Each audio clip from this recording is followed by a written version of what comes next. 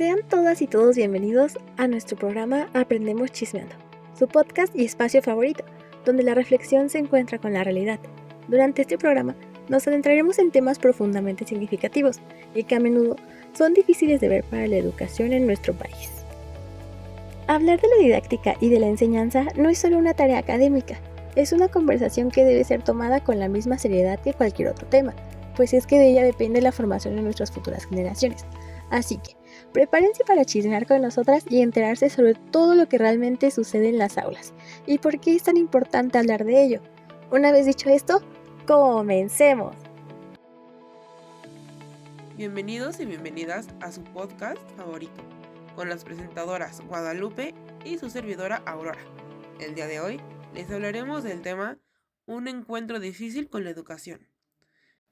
Dalu, cuéntanos, ¿cuál es la historia que da paso a este tema? Te agradezco mucho, Aurora. Yo estoy aquí el día de hoy porque quiero hablar de un tema que me parece muy importante. Contarles una historia que para mí, pues digamos, fue una anécdota que viví durante mi infancia principalmente.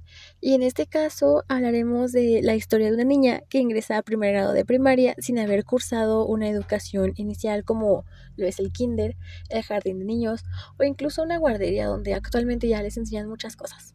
Entonces, pues como se los dije, la protagonista de la historia soy yo y les contaré un poquito de cómo fue todo este proceso de mi infancia. Bueno, pues para empezar, yo recuerdo haber entrado a la primaria aproximadamente a los 5 años y cachito, porque como soy de noviembre, pues realmente me aceptaron antes de los 6 años. Entonces, igual fue un reto. Desde ahí empezó porque fue un reto encontrar una primaria que me aceptara sin la educación básica, sin la educación inicial. En este caso, pues fue un gran reto para mí, ya que a diferencia de casi todos mis compañeros, si no es que todos, yo no había asistido a ninguna de estas escuelas anteriormente. Y pues las cosas que para ellos eran muy obvias o muy fáciles, como identificar las letras, las vocales, contar hasta 10, hasta 5 incluso, era muy, muy complicado para mí. Y en este caso, con decirles que, o sea, agarrar un lápiz correctamente era difícil para mí. No sabía ni qué estaba haciendo ahí realmente. Y esto pues me estresaba bastante. Para mí eran cosas que pues nunca había visto. Y en casa sabía que mis hermanas estudiaban, pero pues realmente no es como que les prestara atención y no es como que me pusiera con ellas a ver qué cosas hacían o cómo hacerlo. Entonces, eh, mi día a día se basaba en cosas como jugar, ver la televisión desde temprano, tener la tableta de mi papá, hacer tareas domésticas como ponerme a barrer, limpiar y no a nada relacionado con el estudio.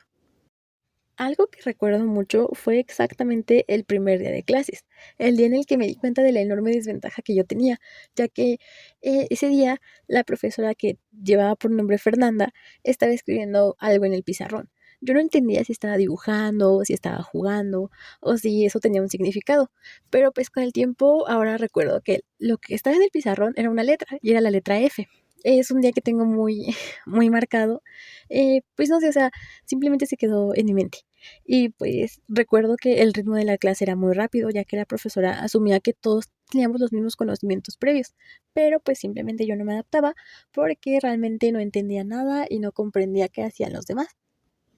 Esto comenzó a generar mis primeras dificultades, ya que cuando la clase hacía una actividad yo me quedaba rezagada, me quedaba atrás y no podía seguir las instrucciones que la profesora nos daba. O sea, por más sencillas que parecieran, realmente yo no entendía qué debíamos hacer. Notaba que los demás sí, pero pues realmente yo no.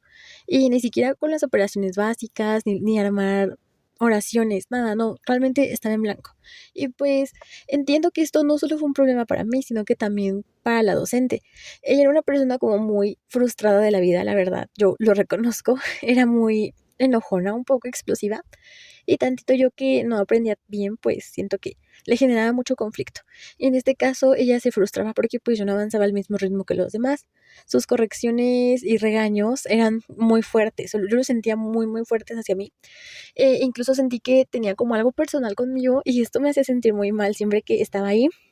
y por lo tanto pues yo me ponía a llorar. O sea, ¿qué haces cuando eres un niño y te están regañando y te sientes menso y te sientes lento? Y yo me sentía así, me sentía una persona tonta, una persona que no podía avanzar, me sentía simplemente diferente a los demás. Sentía que realmente no encajaba y pues esto terminaba por hacerme sentir pésimo, de la peor manera posible, hasta llegar al grado de llorar y no querer asistir más a la escuela. También recuerdo que intenté explicarle a la profesora que realmente no sabía nada, que no tenía ningún conocimiento previo y que era mi primer contacto con la escuela. De todas maneras, sentí que como que no le importó mucho, o sea, parecía que le pasaba muy seguido. Y en este caso, mi situación no fue comprendida ni abordada de una manera que me ayudara realmente. No solo en la escuela, sino que también en mi casa lo hablé con mis papás y lo único que me decían eran palabras como esfuérzate más o no te rindas, haz las cosas, pero recuerdo que era más con regaños que como motivación y esto pues realmente me frustraba bastante. Yo tenía ansiedad cuando era niña demasiado, entonces pues yo trataba de no rendirme, pero pues si no sabía hacer nada y aparte no me enseñaban, pues no podía avanzar, ¿saben?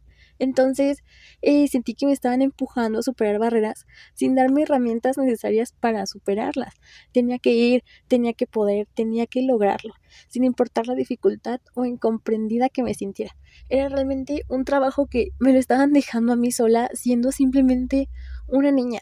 Y son cosas que siento que siguen pasando actualmente.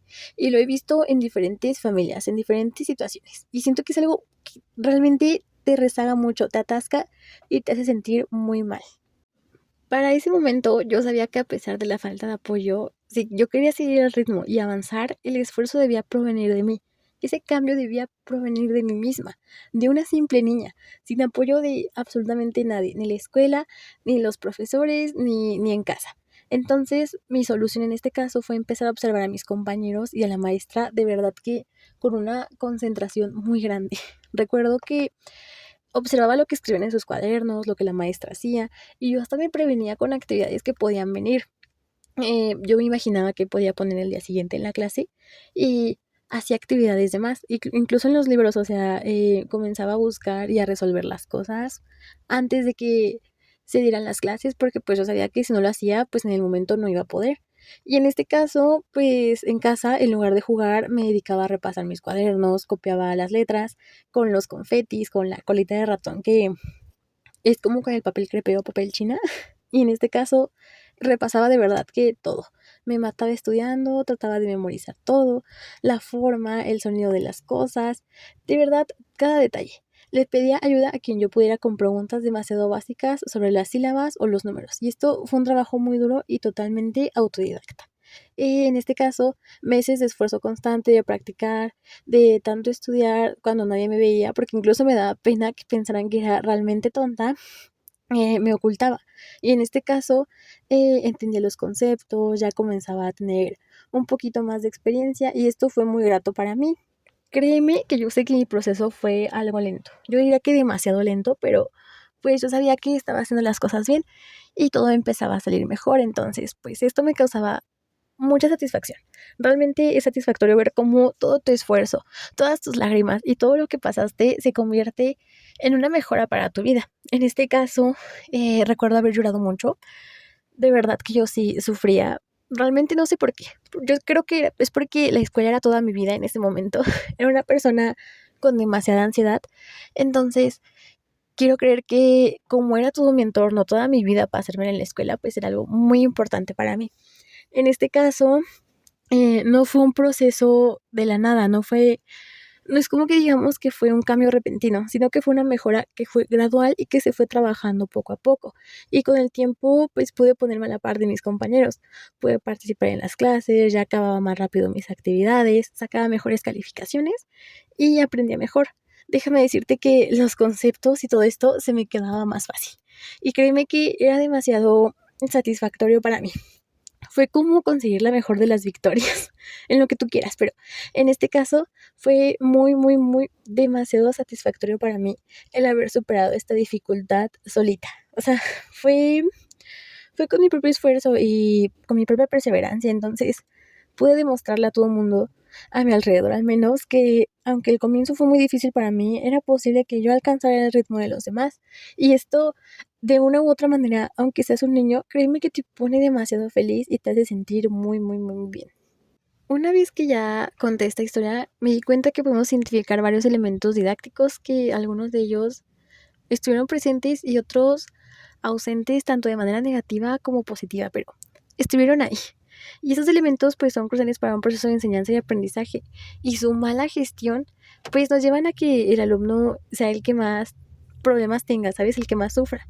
Y en este caso, quiero que ahora, Aurora, nos cuentes cómo se detalla la situación desde el punto de vista de los elementos didácticos clave que hemos abordado durante el semestre en didáctica general.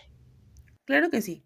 Los elementos didácticos presentes en la historia son los siguientes. El alumno.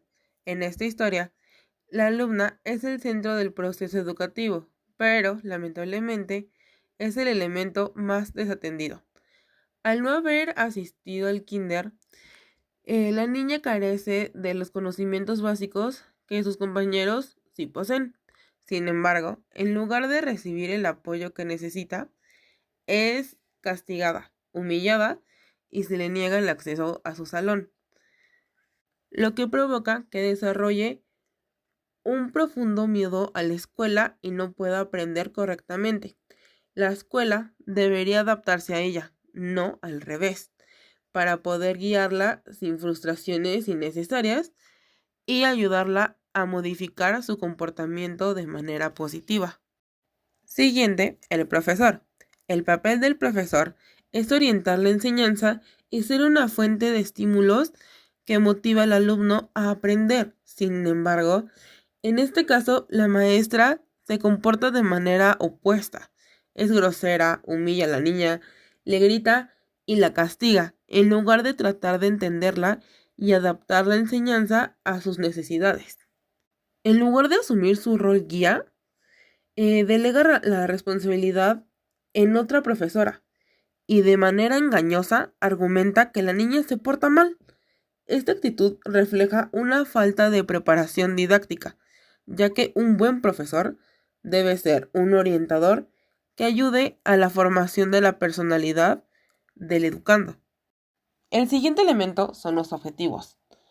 Y pues toda acción didáctica tiene objetivos claros. El objetivo de la escuela es guiar al alumno hacia ciertas metas, como la adquisición de conocimientos y el desarrollo de la personalidad. En esta situación, el objetivo de la escuela no se cumple.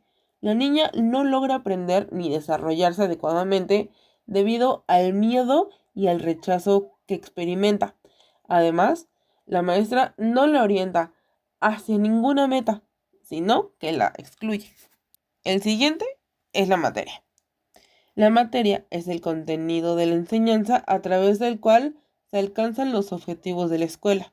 En la historia, la materia se da por sentada, ya que la niña es enviada a otra clase, asumiendo que el contenido se le enseñará en otro lado.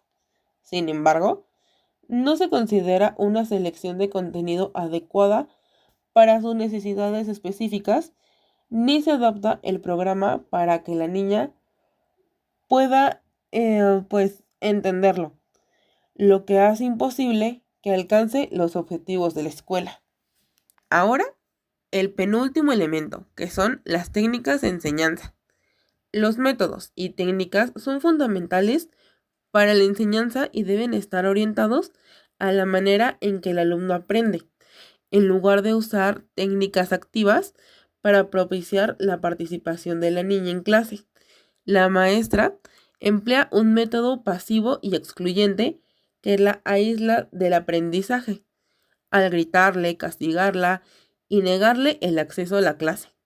La profesora utiliza técnicas, por así decirlo, que impiden cualquier tipo de aprendizaje, en lugar de fomentar su participación y ayudarla a vivir lo que se está enseñando. Ahora sí, el último elemento didáctico, que es el medio geográfico, económico, cultural y social. El medio es un elemento crucial que debe considerarse para que la acción didáctica sea eficiente. En este caso, el medio social de la alumna, es decir, el ambiente en el que se relaciona con su padre y su maestra, es completamente perjudicial. El padre, Al no creerle y obligarla a ir, refuerza el ambiente hostil de la escuela. La maestra, en lugar de crear un ambiente de cooperación y respeto mutuo, utiliza el medio para humillarla y castigarla.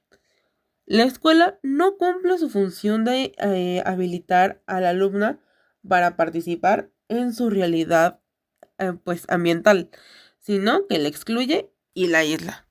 Y pues bueno, aquí me despido. Este sería el fin de su podcast. Esperemos que les haya gustado y entretenido, pues este material que hacemos con mucho gusto para ustedes. Hasta la próxima. Esperamos que les haya gustado mucho este trabajo. Y sin más que decir, nos vemos en un siguiente episodio. Hasta la próxima. Adiós.